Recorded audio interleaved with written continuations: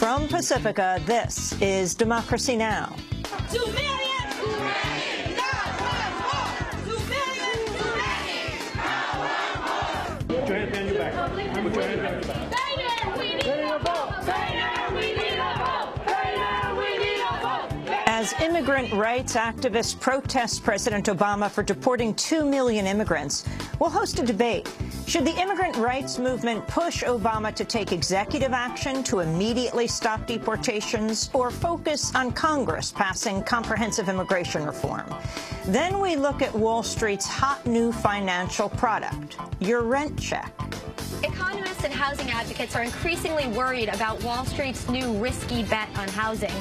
What they're doing is capitalizing on the dirt cheap prices of homes in cities where the crisis hit the hardest. And now they're turning housing into a get-rich-quick scheme again.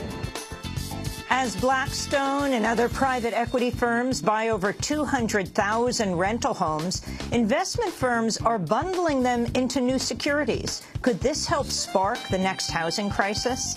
Then, finally, not a blood splat.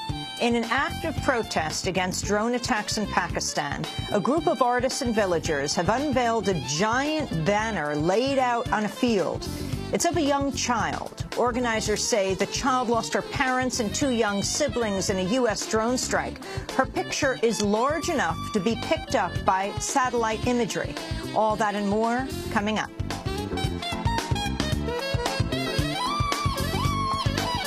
Welcome to Democracy Now!, democracynow.org, The War and Peace Report. I'm Amy Goodman.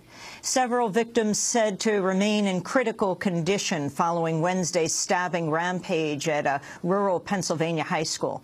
A teenage suspect is accused of moving through the school, slashing and stabbing his classmates with kitchen knives. 21 students and a security guard were injured. Murraysville Police Chief Tom Seefeld described arriving at the scene. When we got there was a hallway that was pretty much in chaos, as you can imagine. A lot of evidence of blood on the floors in the hallway. We had students running about, trying to get out of the area. So subsequently, upon checking and seeing what we had, immediate calls were put out to EMS. Several victims remain hospitalized with life-threatening injuries. Vigils were held for the injured on Wednesday night. The American commander of NATO forces in Europe says he hasn't ruled out deploying U.S. soldiers to counter Russian moves in Ukraine. Commenting on NATO deployments in Eastern European states, Air Force General Philip Breedlove said he would not, quote, write off involvement by any nation to include the United States. Breedlove's comments come ahead of next week's talks between the U.S., Russia, Ukraine, and the European Union. In Washington, State Department spokesperson Victoria Nuland played down expectations. The Russians agreed that they would finally sit down over the next 10 days with Ukraine and the EU and the U.S. to discuss de-escalation, demobilization, support for the elections, and constitutional reform. I have to say that we don't have high expectations for these talks, but we do believe it is very important to keep that diplomatic door open. Israel scaled back contact with the Palestinian Authority in a growing dispute over the future of peace talks. The PA signed 15 international conventions and treaties last week after the Israeli government reneged on a pledge to free Palestinian prisoners. In response, Israel now says it'll suspend cooperation with the PA on most issues except negotiations and policing the West Bank. The move also comes after Secretary of State John Kerry appeared to blame Israel for the breakdown in peace talks, citing its recent decision to build hundreds of new settlement homes in occupied East Jerusalem. On Wednesday, the Israeli government said it's deeply disappointed by Kerry's remarks.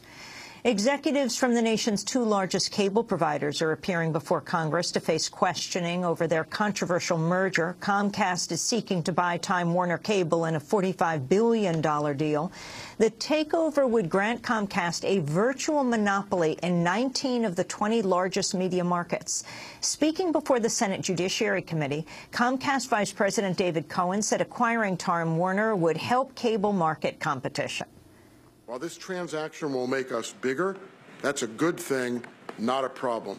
Most of our real competitors are national and global and larger than us. like the Bells, satellite companies Apple, Google, Sony, and Netflix. In fact, the business reason for this transaction is to create the scale that will enable Comcast to invest more in innovation and infrastructure and enhance our ability to compete more effectively. Comcast and Time Warner have extensive government ties. Both companies have spent tens of millions of dollars on lobbying and donations. The bulk of Time Warner's lobbyists last year were former government employees. In testimony critical of the merger, Gene Kimmelman of the group Public Knowledge said the merger would raise prices and reduce choices for consumers. This proposed transaction consolidates too much power in the combined video and high-speed internet market, giving Comcast a virtual gatekeeper role for fast internet-delivered video and innovative news services. Mr. Chairman, members of the committee, the issue before antitrust officials and communication regulators is really very, very simple. If we want more innovative, low-priced, internet-delivered services, this merger must be rejected. The merger hearings continue today in the House. The Justice Department and the FCC will have final say on whether the merger is approved. Senate Republicans have blocked a measure aimed at narrowing the pay gap between men and women. The Paycheck Fairness Act would let workers compare salaries without the threat of retaliation and force companies to explain pay disparities. But Democrats failed to clear the 60-vote threshold after failing to win any Republican support. Democrats say they'll reintroduce the bill later this year. New rules on racial profiling by the FBI will reportedly keep a number of controversial tactics in place. The New York Times reports Attorney General Eric Holder's proposed revisions would preserve many, if not all, policies opposed by civil rights groups. These include mapping ethnic communities and using that information to launch probes and recruit informants.